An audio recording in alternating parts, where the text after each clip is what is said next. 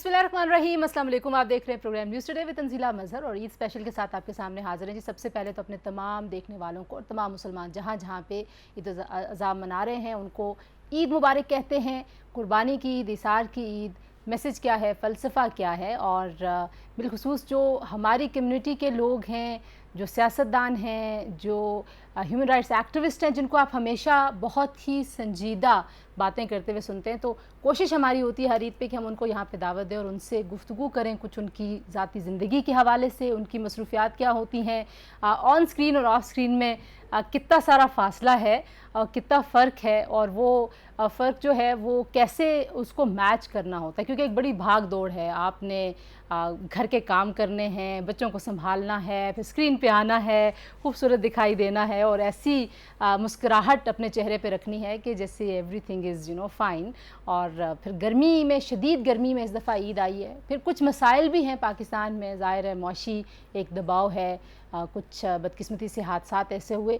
So overall अगर मैं बात करूँ मुल्क की फ़िज़ा की, तो वो काफ़ी सोगवार है और उसमें कोई बहुत ज़्यादा शायद आपको खुशी नहीं नज़र आ रही थी। लेकिन जब ईद का मौका आता है तो हमें एक तरह से उस सोगवारियत को दूर करने का एक मौका मिल रहा होता है। उस पर पूरी कोशिश करनी चाहिए, अपने रूठे हुए लोगों को मनाना चाहिए, रीच आउट करना चाहिए और सिर्फ जो मैसेजेस हैं उन पे नहीं इक्तफ़ा करना चाहिए, बल्कि कुछ एफ़र्ट करके, कॉल करके मिलने जाना चाहिए बड़ों को, बुज़ुर्गों को, दोस्तों को, अहबाब को, अज़ीज़ों को। तो ये मौका जी, हमने भी कुछ अपने दोस्तों को यहाँ पर दावत दी है। आज ईद का जो दूसरा दिन है वो हमारे साथ सेलिब्रेट करेंगे और उनसे हम बात करेंगे ईद के हवाले से। बहुत ही खूबसूरत लोग मेरे साथ मौजूद हैं, किसी तारुफ़ के मोहताज नहीं है, लेकिन क्योंकि एक कहते हैं रस्म है, एक वो करना पड़ेगा, रवायत के हिसाब से मुझे उनका तारुफ़ आपसे कराना पड़ेगा।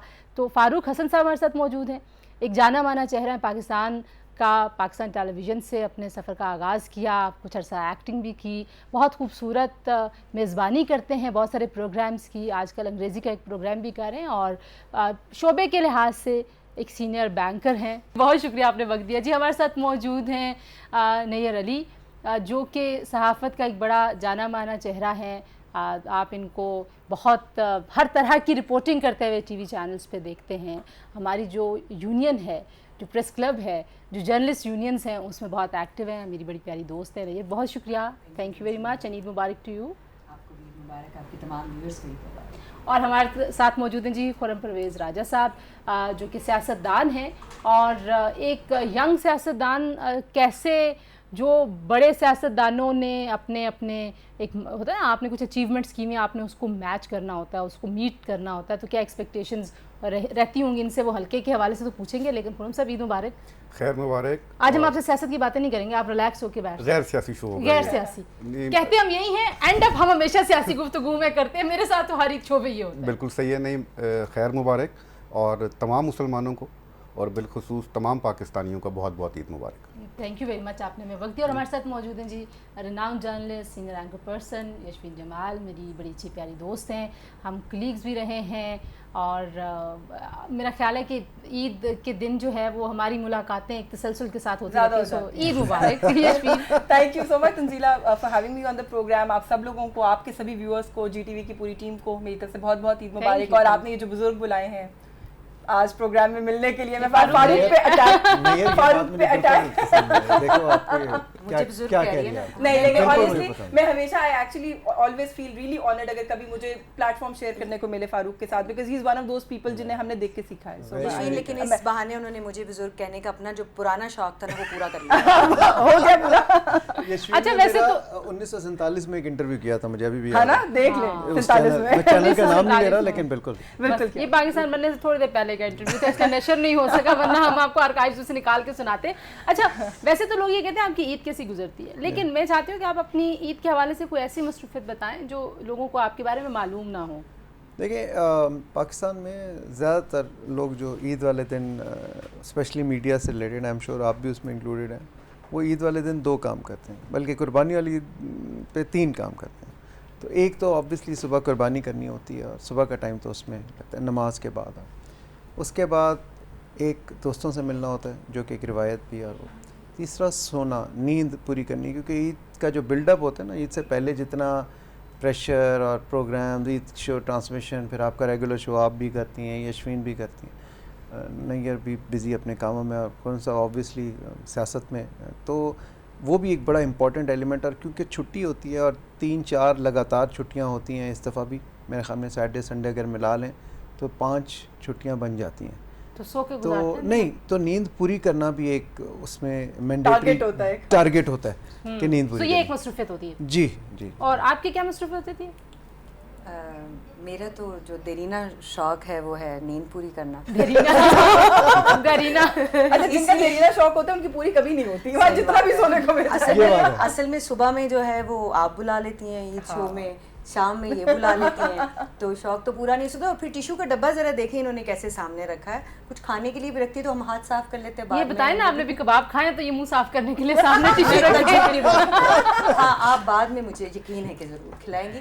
नहीं हम खिलाएंगे, उम्मीद रखे, उम्मीद। चलिए, उम्मीद मैंने तो दुनिया का है। आप सबके बिहाफ पे मैंने आपका एक अरेंजमेंट कर दिया, तो मैं यही काम करती हूँ कि प्रेस क्लब में कोशिश इंतजामिया इंतजामिया जो है। तो मैनेजमेंट करने का। नहीं, वैसे तो दोस्ती में बड़े काम करने पड़ते हैं। आप देखें, मतलब यशवीन, मैं यूजुअली शोज़ में नहीं जाता, मॉर्निंग शोज़ वगैरह में भी। और ये पिछली ईद का वादा ये था, इनसे बड़ा पुराना वादा था। यशवीन इसी का पे भी पूरा हुआ मुझे है। कभी बुलाती है तो, क्योंकि हम बहुत पुराने हाँ, एक दूसरे we know each के, other, तो वो उसका एक भ्रम भी एक है, होता है ऑब्वियसली, मान भी अच्छा, होता है। फारूक आप इनके शो में क्यों नहीं जाते? मेरे तो हर शो में आप आते हैं।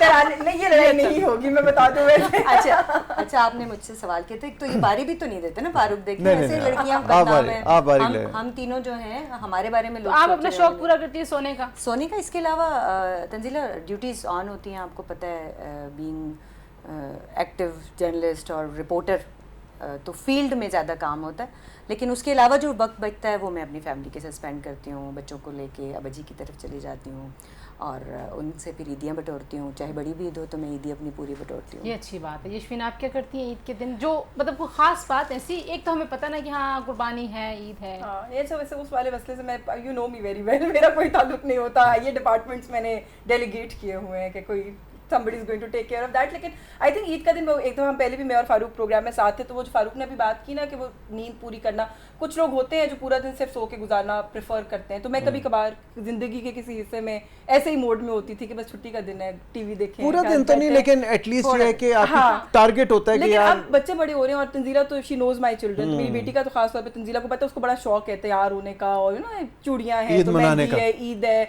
तो उसने, अच्छा वो हर दफा कहती है मेरा वो छोटा वाला पाउच का है, उसको ईदी भी बटोरनी होती है और वो पूरा साल ईदी एग्जॉस्ट नहीं नहीं होती, होती। बार बार कहती है आई नेवर स्पेंट माय ईदी, और कुछ भी ले लेगी मुझसे और उसके बाद मेरी ईदी के मेरी पैसे का ईदी है। है। तो उसको शौक है, तो उसको तैयार, बच्चों को ड्रेसअप करना, और फिर पेरेंट्स, आपको पता है मेरे दोनों, हम दोनों के पेरेंट्स यहाँ नहीं होते इस्लामाबाद में, हमें पिंडी की तरफ दूर नहीं जाना होता ज़्यादा, लेकिन ये कि we go to their house, तो मेरा ख्याल है वही रूटीन है उसमें। और जैसे मुझे लेजी होने का शौक है, जमाल को भी लेजी होने का शौक है, तो कुर्बानी उन्होंने वैसे ही अपने अब्बा के घर पे डेलीगेट की होती है, तो हमारी कुर्बानी सुबह हो जाती है। Delegate। जब- ये हाँ, डेलीगेट, ये पावर डेलीगेशन जो है ना, ये बहुत जबरदस्त चीज है। ये सियासत की तरफ जा रही है, मुझे हाँ, लगता है ऐसा हाँ, थोड़ी नहीं, मैं सियासी गुफ्तगू नहीं घरेलू करना सियासत चाहती। वैसे की आप तो हर वक्त हमको तो जाहिर समझ है आपने फातिहा खानी, शादियाँ, वलीमे, ये सारी मतलब मसरूफियत होती है। हम जिस एमएनए को फ़ोन करते हैं वो कहते हैं आप बता, आज मैंने 4 शादियाँ, शादियों पे आपके जाना शो है। पे नहीं आ सकता, आज मैंने 6 शादियों पे जाना, आपके शो पे नहीं आ सकता।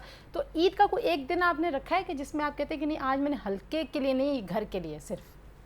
जो है ना जी, घर का टाइम वो थर्ड डे पे हो सकता है, क्योंकि हम ईद गांव में करते हैं और सुबह अच्छा, जैसे पहला दिन नहीं है? जैसे भाई ने भी कहा, सुबह आप नमाज़ पढ़ें, फिर वो कुर्बानी का सिलसिला शुरू होता है, और साथ ही फिर गांव के लोग, इलाके के लोग वो मिलने आना शुरू हो जाते हैं, और फिर ये रात देर तक यही चलता है। लेकिन एक चीज़ मैं कहूँ, सब ने बताया, एक हम चीज़ मिस कर रहे हैं, जो कुर्बानी के जानवर की सिलेक्शन है वो भी एक पार्ट है इसका, और वो मैं खुद जाता हूँ। वो प्री ईद है, वो एक दिन पहले या 2 दिन पहले आप जाते हैं, वो भी एक मरहला है जो आपने करना होता है, और उसका भी अपना एक मज़ा है कि वो अपने शौक़ से देख के जो आपको जानवर पसंद हो वो आप कुर्बानी के लिए चुनें। जो इसके बाद सेकंड या थर्ड डे पर हम इस्लामाबाद वापस आ जाते हैं हल्के से, तो फिर हम फैमिली के साथ भी इंटरेक्ट करते हैं, और ज़ाहिर है जो दोस्त हैं उनको ईद मिलना आना जाना ये इस तरह होता है। ईदी शीदी देते हैं या लेते हैं ईदी? अब तो देनी पड़ती है, अब मिलती नहीं है ईदी, लेकिन मैंने जैसे पहले भी कहा था एक शो में, नहीं अब वालिद साहब और वालदा आज भी मुझे, बच्चों को, हम बहन भाई को ईदी देते हैं, लेकिन वैसे जनरली हम दे रहे होते हैं, मिल नहीं रही होती ईदी। हाँ, बैंकर साहब आप ईदी देते हैं? कोई यार दोस्तों बिल्कुल शोस्तों? देनी पड़ती है, दोस्तों को भी दे दिया करें। दोस्तों को अभी भी नहीं देनी दे। आज तो आप पकड़े गए। जो ज़बरदस्ती करें कि भाई देनी है ईदी, तो वो देनी पड़ती है। लेकिन नहीं, देखिए आप पता है इन्वेलप वो में ईदी लेंगे या बगैर इन्वेलप एनवेलप बहुत ज्यादा अच्छा, बदनाम वैसे है। दोस्तों की दी का मैंने फर्स्ट टाइम सुना है। नहीं दोस्तों की वो प्यार मोहब्बत लाड में किसी सहाफी को लिफाफे में लाड ईदी में देते नहीं वो बस वैसे वैसे ही देते हैं। आप ऐसे साफी नहीं, को तो लिफाफे में कोई देना ही आप नहीं हमें चाहिए, ईदी दे के जाएंगे, वो वैसे ही ब्रांड हो जाता है। आप ईदी दे के जाएंगे। आप बिल्कुल ईदी लें, लेकिन ये मैं आपको बताऊं कि हर स्टेज का ना एक अपना मज़ा है। देखें ईदी लेने का अपना मज़ा है और ईदी देने का भी अपना मज़ा है। यू दोनों में खुशी महसूस होती है। ईदी लेने Life में के phases आपकी हैं। एक्साइटमेंट और होती है, हाँ। ईदी देने में आपको जो अगले की खुशी है वो देख के एक्साइटमेंट होती है। तो यस ओके, एक ब्रेक लेते हैं जी। ब्रेक के बाद वापस आएंगे तो कुछ मज़ीद गपशप करेंगे।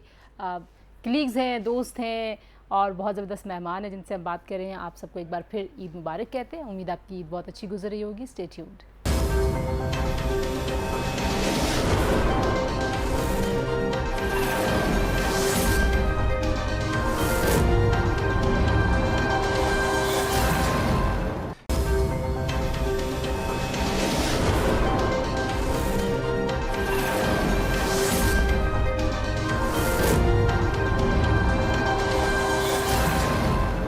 जी, प्रोग्राम में एक बार फिर आपको खुशामदीद कहते हैं। आप देख रहे हैं न्यूज़ टुडे ईद स्पेशल और मेरे साथ बहुत ही स्पेशल मेहमान मौजूद हैं। कुछ तो हमने ईद का अहवाल पूछा, ज़ाहिर है वो भी एक रवायती से सवाल है, लेकिन करना पड़ता है क्योंकि आपको अंदाज़ा होता है कि कौन किस तरह की ईद गुजारता है। तो फारूक साहब, अगर आपको एक दिन के लिए मौका मिले कि आप अपने लिए कोई और प्रोफेशन चूज़ करें, आपने वैसे बहुत सारे प्रोफेशन में काम किया, सो मैं पहले उनको कर लूँ रूल आउट ना, कि आपने एक्टिंग की, जी जी आपने एंकरिंग की, जी आप होस्टिंग करते हैं बहुत ज़बरदस्त जी, किस्म की, जी। लाइव कवरेजेस, ये वो सारी चीज़ें, और जी। फिर आप बैंकिंग में हैं। तो जी। क्या ऐसा प्रोफेशन, अगर आपको वाकई में डिसीजन दोबारा लेना हो, क्या चूज़ करेंगे? मेरे ख्याल में मैं अल्लाह ताला का बड़ा करम है, मैं बहुत खुश हूँ अपनी ज़िंदगी से और मैं जो भी कर रहा हूँ मैं करता ही वही हूँ जो मैं शौक़ से करता हूँ। मैं कोई और काम कर ही नहीं सकता।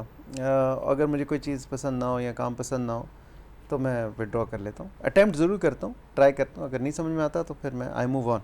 तो ये जो आपने जितने काम बताए ये सब मेरे पसंद के शौक़।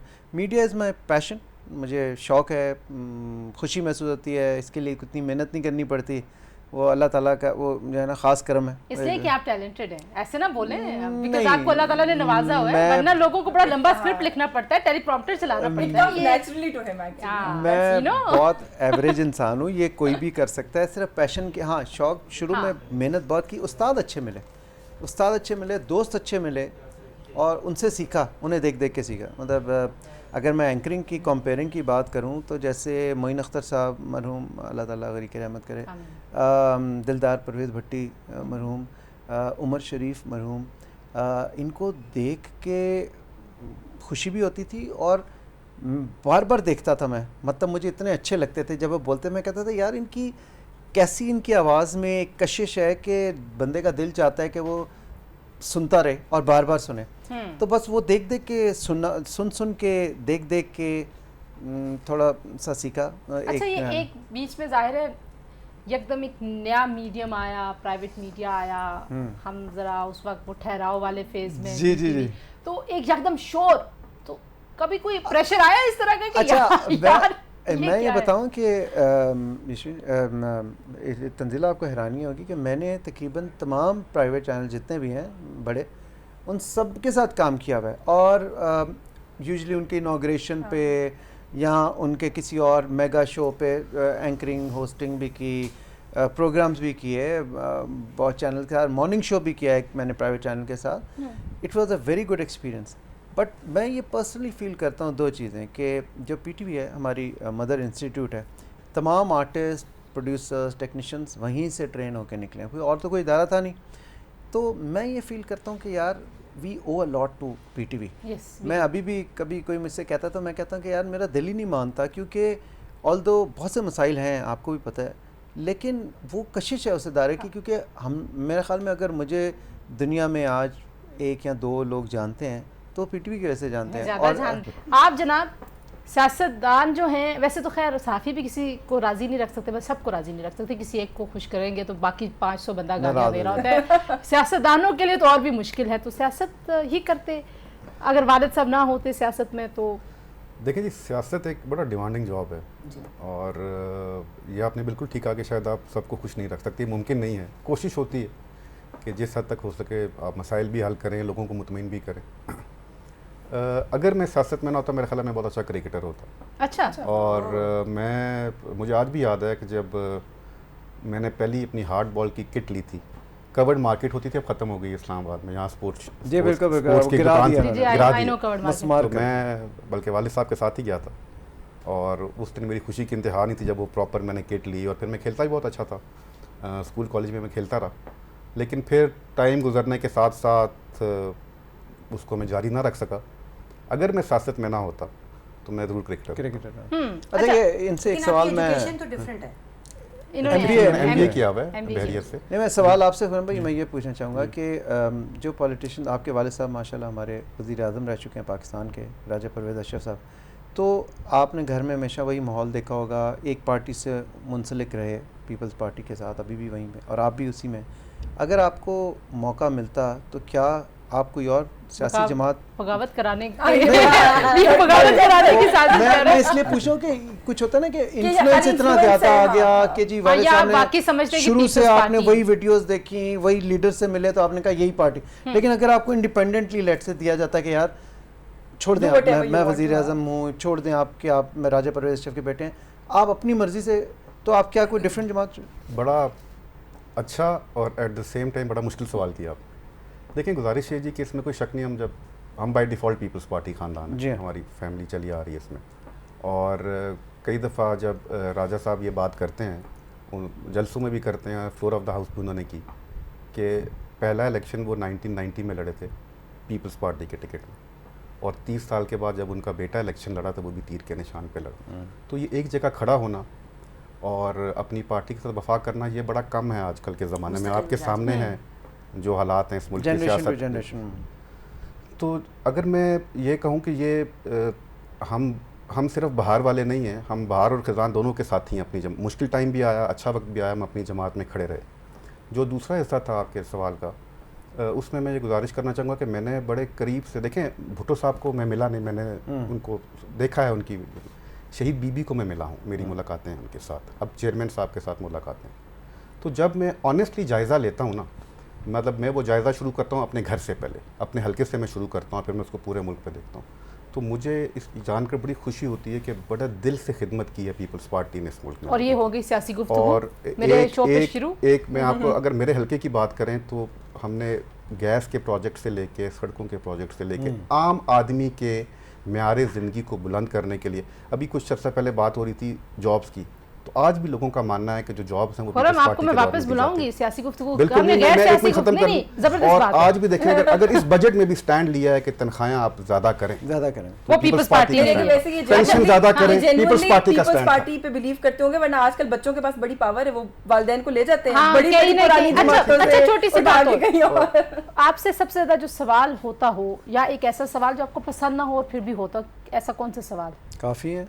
कोई एक सवाल बताइए।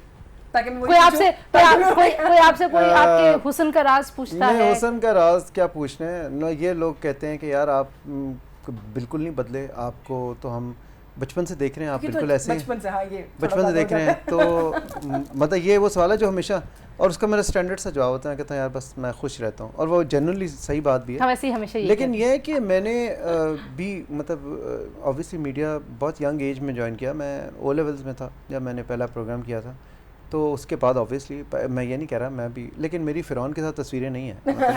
इतना पुराना नहीं हूँ। इतना पुराना नहीं है। अच्छा, तो आपसे नहीं कोई सवाल होता है जब आप अपने गाँव में जाती हैं, रिश्तेदारों से मिलती हैं, जैसे मैं अक्सर हर शो पे वैसे में ये कहती हूँ, आपका दिल होता है ना आपको कोई कहे जी कि अच्छा आपने सूट कहाँ से लिया, या आप अच्छे लग रहे हैं, लोग कहते हैं अच्छा नवाज शरीफ साहब कब वापस आएंगे, हुकूमत का क्या बन रहा है, इलेक्शन कब होगा, मतलब कोई पर्सनल बात नहीं है, सब कुछ पॉलिटिक्स होता ही है।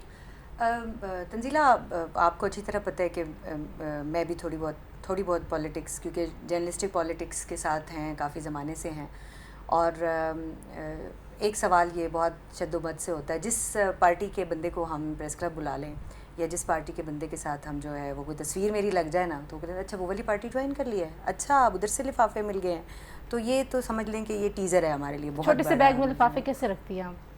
नहीं, वो मैंने अकाउंट दिया इजी पैसा ऑनलाइन ट्रांसफर। 2-3 दफा इन्होंने बैग जो है ना अपने, मैं ऐसे ही देख रहा था, हालांकि मैं उधर देख रहा अब था, फारूक मुझे इन्होंने वजह फौरन बताने बैग पे को ना इस तरह किया। मैंने कहा नहीं मैं क्या टेंशन नहीं लेनी। ओके जी, एक और ब्रेक के बाद वापस आते हैं अपने आखिरी सेगमेंट के साथ। स्टे ट्यून, कहीं जाइएगा मत। ईद मुबारक।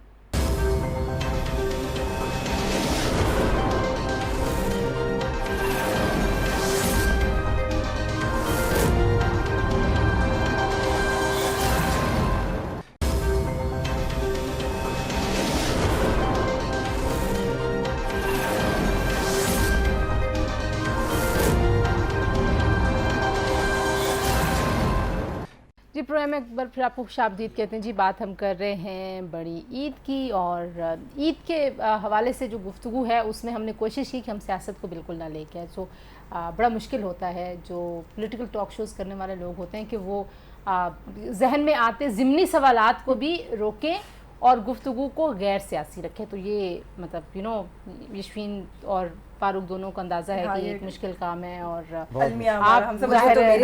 आप तो समझ सकती हैं कि हमारे पेट में कितना दर्द होता है जब कोई सियासी गुफ्तगू और कोई आइडिया जहन में आ रहा हो। लेकिन खुरम, जो एक ख्वाहिश आपकी, जो आप चाहते हैं कि एक दिन आपको मिले कि आपकी एक जो ख्वाहिश है वो पूरी हो सकती है, एक पावर आपके पास ऐसी आ जाए, समझें चिराग आ गया आपके पास, तो कौन सी ख्वाहिश आप पूरी करना चाहेंगे? गुर्बत ख़त्म करेंगे इस मुल्क से, गुर्बत ख़त्म करेंगे, अपनी लोगों को खुशहाल करेंगे। अपने ज़ात के लिए क्या करेंगे? शायद कुछ ना करूं, मैं यही करूंगा कि अगर अल्लाह पाक मुझे इतना बड़ा मौका दे देता है तो इससे बड़ी क्या बात है कि ये एक जादू का चिराग है और हम ये कह सकेंगे गुर्बत खत्म होगी। इससे बड़ी तो कोई बात नहीं है इस मुल्क के लिए। जिनने कहना मैं खुद बड़ा गरीब कैसे? ये ऑप्शन तो आपने दिए, मैंने तो उससे आगे बात करनी है।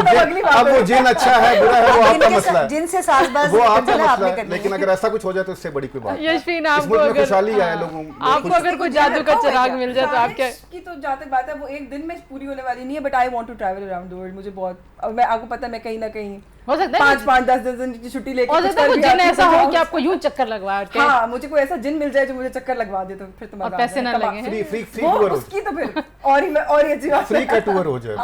अच्छा जिन ढूंढते हैं आपके लिए। आपको कुछ इस तरह का कोई जादू है? खुरम भाई वाला जवाब होगा मेरा ख्याल में, अगर मुझे कोई इस तरह मिल जाए बैंकर है तो मैं उसको कहूँगा कि पाकिस्तान में जिस बंदे का जितना टैक्स बनता है ना वो टैक्स देना शुरू कर दें, मैंडेटरी। अगर ये हो जाए नथिंग ये लाइक तो मैं कहती तो अगर ये हो जाए तो सारे मसले नहीं। पता है मसला क्या है कि हम ना ओन नहीं करते। ठहरो जिन भाई, भागना नहीं अभी मुश्किल काम बता रहे हैं, लेकिन प्लीज ठहरो। हम जो है ना पाकिस्तान को मतलब दिल से जो है ना सच्ची नीयत से ओन नहीं करते। मुंह से हम सब कहते हैं और हमें प्यार भी है और है, लेकिन जो है ना देखें, अगर हर बंदा छोटी छोटी अमाउंट जिसकी जितनी बनती है अगर वो देना शुरू कर दे, यकीन करें हमारे 90% मसाइल हल हो सुबह शाम बस हुकूमत ने ये नहीं किया, हुकूमत अच्छी है, कोई दूसरा करेगा, कोई हाँ 2% लोग जो जिम्मेदारी है सबकी वो है। 98% लोगों का बोझ उठा रहे हैं बिल्कुल। और उन्हीं को पेचकस के जरिए मतलब ये पूरी दुनिया में ठीक है होती हैं, लीकेजेस होती हैं, लेकिन इस तरह इतना एक बड़ी खूबसूरत बात है। इस पर मैं वैसे क्लोजिंग की तरफ अगेन बात करूंगी कि ओन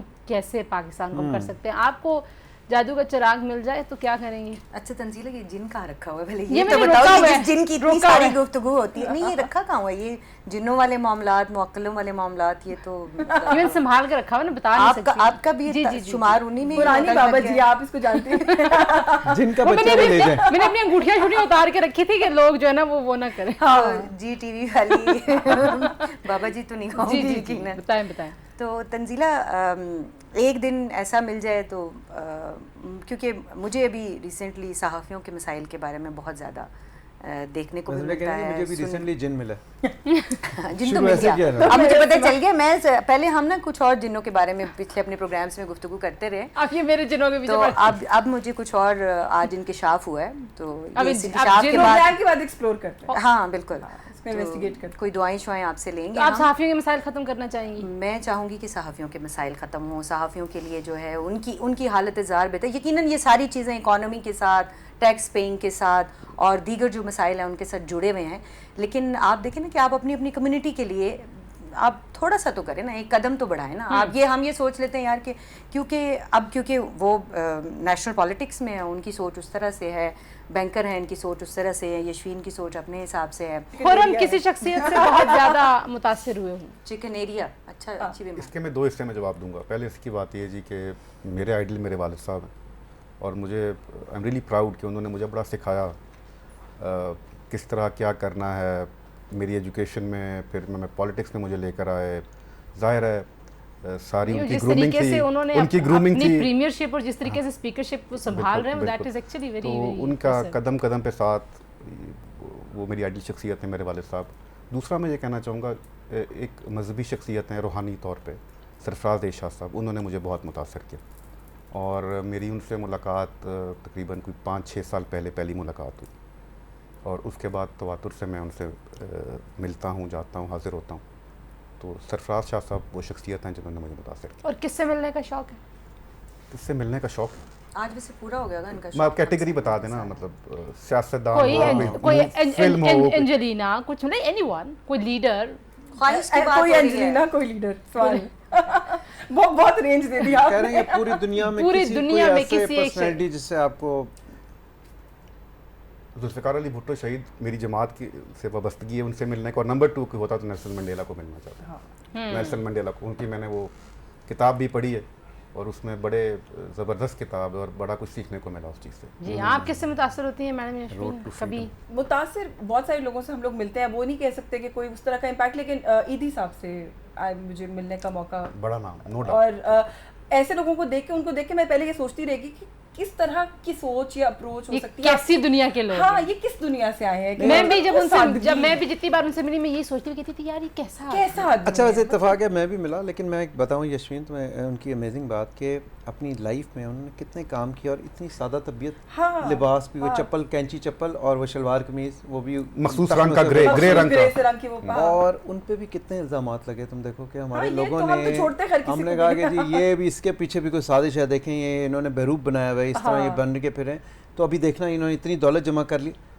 उसी तरह वो जिंदगी दुनिया से चले गए। वैसे उनकी उसी वाइफ उसी भी- हुलिये में, मैं उसी कहती हूँ सादगी मुझे में। ना बहुत वो उनको देख के वही बात है कि ये एक थॉट प्रोसेस था कि कहाँ से आई, ये कौन भी एक लोग लेसन है हैं? हमारे लोगों के लिए। Lesson। देखें आप जो अच्छी नीयत वाले लोग हैं उन पर ट्रस्ट करें और खुद भी अच्छे बने। हाँ। ये हर एक की टांग खींचना, चाहे वो अच्छा काम भी करो, नहीं ये क्या है, इसमें क्या है, कहीं ना ये कहीं एक आपको वो ट्रस्ट तो बन करना गया। पड़ता है। और एक किससे मिलना चाहती हैं? इंजॉयबल भी कह सकते हैं, और मुझे मजा आया मिलकर कभी खान साहब से, अभी हाल ही में उनका इंतकाल हुआ, लेकिन इट वाज अ अल्लाह ने वेरी करी रहमत करें, हाँ। नफरत हो, लेकिन बहुत ही मुझे मतलब एक बड़ी ही जबरदस्त पर्सनालिटी। और मिलना किससे चाहती हैं, कोई ऐसी शख्सियत? अच्छा, वैसे वो when you ask this question तो मेरे माइंड में भी मंडेला ही के वो जो होता है ना, वो स्टील का रिजॉल्व कि कौन लोग हैं कि 27 साल आपने जिंदगी की बड़ी गुजार लंबी दिए और बाहर struggle निकलने है। के बाद ना किसी के खिलाफ कोई बुग्ज है, सब कुछ जाने दिया, और वो मतलब वो जो एक आउटलुक है ना जिंदगी का, ये कुछ लोग ऐसे हैं कि जिनको they are quite a mystery to me at least, कि कैसे ऑपरेट करते हैं, कहाँ बड़े हुए हैं, किस दुनिया से आए हैं। ओके जी, one last round, quick round, आधे मिनट में जवाब देना है। How do you define Farooq Hasan? अगर आपसे मैं कहूँ define Farooq Hasan, who is Farooq Hasan? हाँ, ये बड़ा मुश्किल सवाल है। Farooq Hassan is a very simple, straightforward soul who is in love with Pakistan, and he wants to see Pakistan progress, and he gets frustrated at times when things are not falling in the right places Okay. and when people are not taking ownership. Okay, आप कैसे अपने आप को define करते हैं? Like या आपने आपको डिफाइन करवाना चाहते हैं कि आपको जब कोई कहे कि खुर्रम परवेज़ कौन है, तो वो क्या कहे कि कौन है, कैसे जाना जाए आप? गुजर खान की जानी पहचानी शख्सियत। नहीं उसके देखिए अलावा ये तो लोगों पे छोड़ना चाहिए कि वो कैसे हाँ, कैसे define करते हैं, डिफाइन exactly। करते हैं। मैं अगर अपने आप को डिफाइन करूं तो अगर टू बी ऑनेस्ट, थोड़ा सा धक्का स्टार्ट और पेशेंस बहुत है मेरे में, अल्लाह का शुक्र। बहुत बड़ी बात है, ये बहुत आई बड़ी एम अ गुड खूबी है। लिसनर, मैं तनकीद बर्दाश्त कर सकता हूँ, ये हौसला है मेरे अंदर। और एक दफ़ा हूँ मैं धक्का स्टार्ट, लेकिन अगर एक दफ़ा मैं एक चीज़ पे फोकस कर लूँ, फिर मैं वो काम करके दम एक लेता दफ़ा हूँ। स्टार्ट हो जाए फिर मंजिल पे पहुंच के फिर रुको। डीजल इंजन ऐसा जी, ये फोकस्ड होने का तो मेरे बारे में भी, वैसे मेरे साथ जो काम करते हैं वो कहते हैं कि किसी चीज के पीछे पड़ जाए तो बस फिर वो हाँ वैसे फिर- इसको होके ऐसे रहता है। ऐसे इसको ख्याल आ जाता है। हाँ, और फिर मैं वो करके छोड़ती और हूँ, जब आ वैसे गया तब कभी कर लिया। वैसे ये 10-10 दिन मैसेज नहीं करें, लेकिन जिस दिन इसके दिमाग में एक बात आ जाती है ना कि ये तो फिर उसके बाद ना टन टन टन नहीं, टन उसमें टन। पूरी बात ये है ना कि ये जो फोकस्ड वाली, जिस तरह मैंने अपने लिहाज से बात की ना, हो सकता है 10 चीज़ें हो ना, तो 9 इग्नोर हो जाए या बैक बर्नर पे पर चली जहाँ जाए, फंस लेकिन गई, जो सुई एक पर अटक फंस गई गई, ना फिर वो काम वो करना अटक गई, तो वो मेरा भी वो है मेरा कि दिल और दिमाग का फैसला है फिर। But how do you define Otherwise, I yourself? think वही I think I'm a very hardworking and a focused person, but ये उन्होंने कहा he's patient, I'm very impatient. Yes. तो ये मेरा बहुत बड़ा, ये भी आप गवाही दे सकते Thank हैं इस you बात for की, saying मेरे this. सब्र नहीं है, मैं कहती हूँ बस अब ये सोचा ये हो क्यों नहीं रहा, तो ये मुझे लगता है कि इससे ना मैं अपनी मेंटल हेल्थ को बड़ा खराब करती हाँ हूँ। एक्चुअली बड़ा खराब करती है मेंटल हेल्थ पे। मैं जी उड़ती हूँ बहुत इस बात को लेकर फिर। नहीं यार, मुझे तो डिफाइन करने के लिए मेरे दोस्त हैं जो हमेशा अच्छे अल्फाज में मुझे डिफाइन करते हैं। तो तुम ही कर दो। हाँ, तुम ही कर दो। लेकिन जहाँ तक आपने ये बात की कि ये तो बड़े आदमी है ना, ये कहते हैं कि लोग कैसे डिफाइन करेंगे, उन पे छोड़ना चाहिए, बट मैंने आई बड़े वांट, आदमी मुझे के नाते ये बात नहीं कि हम तो आम आदमी, मैंने कहा ये लोगों Politician को है ना फैसला बड़े। करना, हम सबके बारे में लीडर देनी है लीडर अभी, कह रही है ना आपको आप। वोट भी देनी है अभी, तो मान जाए बिल्कुल, अगर मैं उसके कह लिए रही मैं हूँ। हाजिर भी होऊंगा जनाब के पास इंशाल्लाह। तो खैर, लेकिन मुझे जो चीज़ लगती है, जो अपने बारे में जो मुझे लगता है कि वैसे मैं इस बात की बिल्कुल फ़िक्र नहीं करती कि लोग मेरे बारे में क्या कहते हैं और क्या सोचते हैं, लेकिन मैं ये ज़रूर सोचती हूँ कभी कभी कि जब मैं एक टाइम गुजर जाता है ना फेज़, तो फिर मुझे ये होता है कि यार उस फेज़ के बारे में लोग अच्छे अल्फाज में याद करें, और वो ये कहें, और फिर जितना मेरा टाइम होता है मेरी कोशिश होती है कि मैं उसको किसी ऐसी काम में गुजारूँ जो किसी ना किसी के लिए फ़ायदेमंद productive. Thank you so much Nayyar Ali, Farooq Hasan, Yashfeen Jamal, Khurram Parvez Raja साहब, बहुत शुक्रिया जी चारों मेहमानों का, और आप सबका बहुत शुक्रिया, आपने प्रोग्राम देखा, अपना फीडबैक हमें भेजते रहिए, अपना बहुत सारा ख्याल रखिए और ईद मनाइए। उन तमाम लोगों को ज़रूर याद रखिए जो किसी न किसी वजह से किसी मुश्किल में है, किसी मुसीबत में है, उनके घर के हालात अच्छे नहीं हैं। Please do get in touch उन सब के साथ और उनको अपनी ईद की खुशियों में ज़रूर शामिल करें। अपना बहुत सारा ख्याल रखिए। अल्लाह हाफिज़।